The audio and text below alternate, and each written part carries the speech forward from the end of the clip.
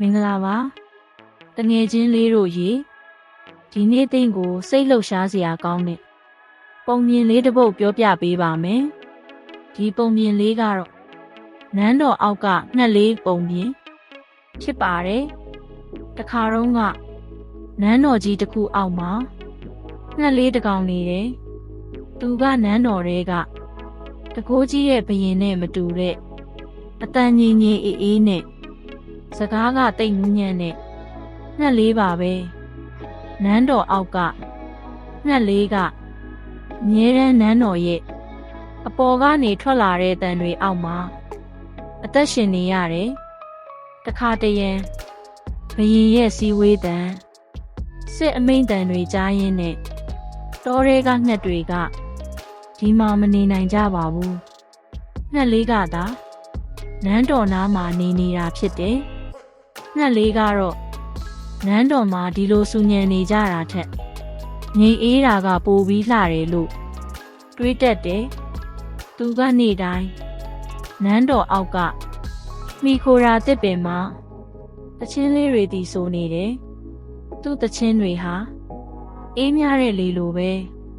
နန်းတော်ရဲ့လူတွေရဲ့နားထဲကိုဝင်လာတယ်ဒီနေ့တော့ဘရင်ကနန်းပြင်ဘက်ထွက်လာရမှာအပင်အောက်ကငှက်ကလေးကိုတွေးမိတယ်ဘရင်ကဒီမှာနေလို့မရဘူးဆိုသလိုပြောလိုက်တယ်ငှက်ကလေးနန်းတော်အောက်မှာအတန်ထွက်နေတော့တောထဲမှာသွားနေလေလို့ပြောလိုက်တယ်ငှက်ကလေးကတုံ့ပြန်မပြောဘဲငြိမ်နေတယ်ပြီးတော့တောထဲကိုသွားပြီးတစ်ပင်မြင့်မြင့်တစ်ပင်ပေါ်မှာနေရာယူတယ်ရက်ပိုင်းအကြာမှာနန်းတော်အပေါ်ကလူတွေကငှက်လေးတန်မရှိတော့တာနဲ့နန်းတော်ကတိတ်ဆိတ်သွားတယ်လို့ပြောကြတယ်ဘရင်ကလည်းသူ့စိတ်ထဲမှာဘာလို့ပါလဲအော်ငါနန်းတော်အောက်ကအတန်ကြီးအေးမရှိတော့တာပဲလို့တွေးမိတယ်ဒီနေ့တော့ဘရင်ကတောထဲကိုထွက်သွားရမှာငှက်လေးဟာတစ်ပင်ပေါ်ကနေတချင်းတစ်ပုတ်တီးဆိုနေတာကိုတွေ့ရတယ်ဘရင်ရဲ့မျက်စိထဲမှာမျက်ရည်တစ်စက်ကျလာတယ်သူကပြောတယ်ငှက်လေးရေမင်းရဲ့အတန်ကငြိမ်းချမ်းမှုဖြစ်တာကိုငါနောက်မှသိလာရတာပဲပြန်လာပါနော်နန်းတော်အောက်မှာ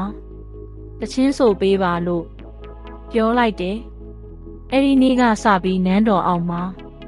ငှက်လေးရဲ့တချင်းတန်တွေပြန်ကြားလာရတယ်ဘရင်ကိုပင်နားထောင်ရင်းနဲ့စိတ်ငြိမ်းချမ်းမှုဖြစ်လာစေတယ်တငယ်ချင်းလေးတို့ဒီပုံမြင်ကဘာသင်ခန်းစာရလိုက်ပါသလဲတခါတရံအတန်အေးလေးတွေနဲ့ငြိမ်သက်တဲ့သူတွေကပဲအမှန်တကယ်မျောလင်းချက်ပေးတဲ့သူတွေဖြစ်နေတတ်ကြတယ်ငြိမ်သက်သူတွေက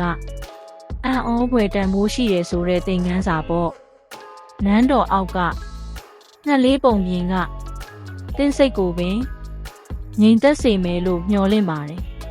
ပုံမြင်တွေကိုကြိုက်တယ်ဆိုရင် channel ကို subscribe လုပ်ဖို့မမေ့နဲ့နော်ခေါင်းလောင်းလေးကိုလည်းနှိပ်ထားလိုက်ပါ AAL ကိုလည်းရွေးထားပါပုံမြင်အသစ်များနဲ့သင်ခန်းစာအသစ်တွေကိုမလွတ်အောင်ကြည့်နိုင်ဖို့ပါကျေးဇူးတင်ပါတယ်ရှင်